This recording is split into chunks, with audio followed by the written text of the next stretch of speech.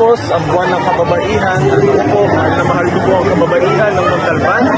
Sinikap po natin magbigay ng tulong pinansyal sa mahigit 5,000 ang kababaihan ng Montalban sapagkat ito po ang aking pasalamat sa kanilang sakripisyo, sa kanilang pinagdadaanan, sa kanilang dalamhati. Alam ko po, ang daming nilang ambag at contribution sa ating lipunan. At napakaliit na bagay lang po ito, itong tulong pinansyal.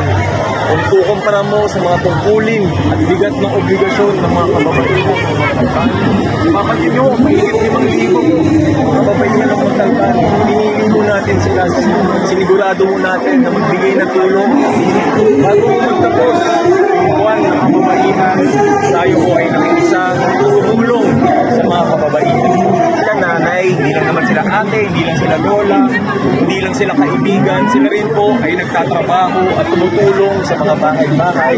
Kaya tayo po sumusuporta sa mga benepisyo, lalong-lalo na doon sa mga discrimination, sa mga pang-api, pang-aalipistan ng mga kababaihan. Ayaw po natin yun, kaya binibigyan po natin ng proteksyon ang mga kababaihan sa pamamagitan ng ating mga panukalang batas na, for example, paigtingin po natin ang sexual harassment. At alam mo Manila T-shirt sa pamamagitan sa pangunguna ni Representative BJ Lacson ang mga adhikain po natin sapagkat kaisa po natin siya, kasama po natin si Representative Lacson sa pag-sponsor ng mga panukalang batas na tumutulong, bibigay ng karagdagang proteksyon at benepisyo sa mga kababaihan. Ito sa ating mga kadistrito, huwag po kayong mag-alala, hindi lang naman po kababaihan, kundi buong distrito ang ating mahal na mahal. Kaya niyo po akong ipamalas, ipakita ang aking lubos na pagmamahal sa pamamagitan ng aking ikatlo at huling termino na tayo ay tumatakbo bilang inyong kinatawan. Lahat ng mga nasimulan po natin, sumunduin po natin ang matapos po ito. Lahat po ng ating mga naipangako, kailangan wala akong napako. Ito po ay tuloy-tuloy na serbisyo at pagmamahal sa ating 4th district. Pinagawa. Sa totoo lang, malapit lang po yung hospital dito sa ating sa pinagdarahusan ng Kung mapapansin nyo, dito ko nga ako nakahaba yung hila na tuloy-tuloy yung ating pagkamat may mga hadlang, may mga kalangin, naging tuloy-tuloy naman ang ating mga programa, ang ating instruction para sa hospital. Sapagkat nakipasa na po yung ating manukalang batas na nagtatatag ang Northern Tagalog Regional Hospital. Kaya ibig sabihin, magiging tuloy-tuloy ang pagpapapondo. Kasama na po ito sa General Appropriations ang pagpapapondo ng ating Northern Tagalog Regional at pinakaunang pambansang hospital dito sa Rizal. Dito po sa pagkakaroon hindi lang po ito, malapit po sa Quezon City, malapit po sa San Jose del Monte. At sa panahon ngayon, kailangan po natin paigtingin ang access sa servisyon medikal at sa mga programa pangkalusugan sapagkat dami po nagkakasakit. Dito nga po, pagpasok ko kanina, dami po may sakit sa clinic po ng panahon. At kailangan po, hindi na po lumalayo ang ating mga kababayan sapagkat kadalasan, lumalayo kasi dahil patay na. Dito na po, pagdating sa bahay, sobrang layo po ng dito na kayo pa dito. Yun po yung nais natin bigyan ng pansin.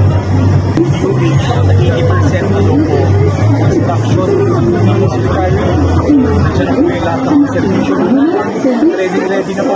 Konting-konti na lang po, konting pag-aantay na lang po. Dito na po.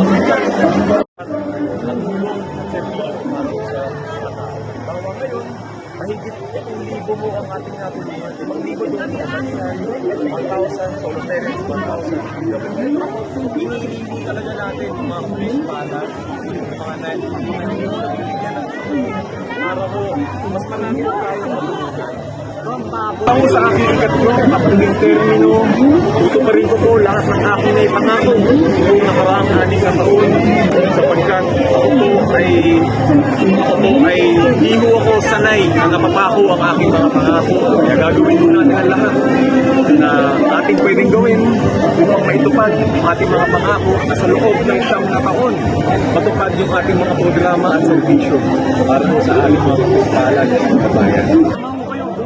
Simulan ako ang kampanyanan, ang lokal na eleksyon, kaya tayo po, gagawin mo natin ang lahat upang tumupad sa mga alituntunin. Sapagkat bilang abogado, yan po ang ating unang tungkulin, bigay ng respeto at kahalagahan sa batas na ating pinangal ako din po ay isang mambabatas at ulo ng batas. Kaya alam mo natin yung mga rules dito po pagdating po sa election. At gagawin mo natin ang lahat. At ako rin po ay nananawagan sa ating mga kandidato ngayong halalan, sa ating mga kapanggali, sa ating mga ibang mga tumatakbo sa mga local na posisyon na igalang mo natin ang mga ating na pinapalabas ng ating Comelec o muna ni Chairman George Garcia. Ako po ay mananatili dito sa Montalban kasama ang Manila Teachers Party List para po magbigay ng serbisyo. Huwag po kayong mag-alala sa aking mga katunggali. Magdamag po itong ating dito po yung ating mga natulungan. Kaya sisikapin mo natin na matapos kasi init mo ng panahon at may mga first aid naman tayo, may mga freelansya, may mga naka-ready na mga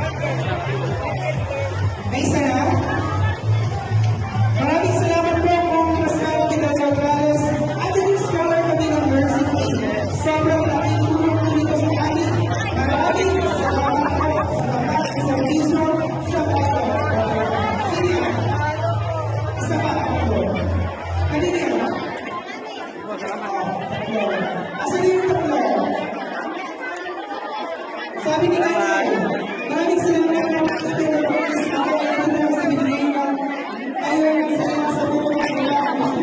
Maraming salamat. Ang burning na ito, ang sabi niya sa iyo, ang asal ng mga na ipinagpapagawa ng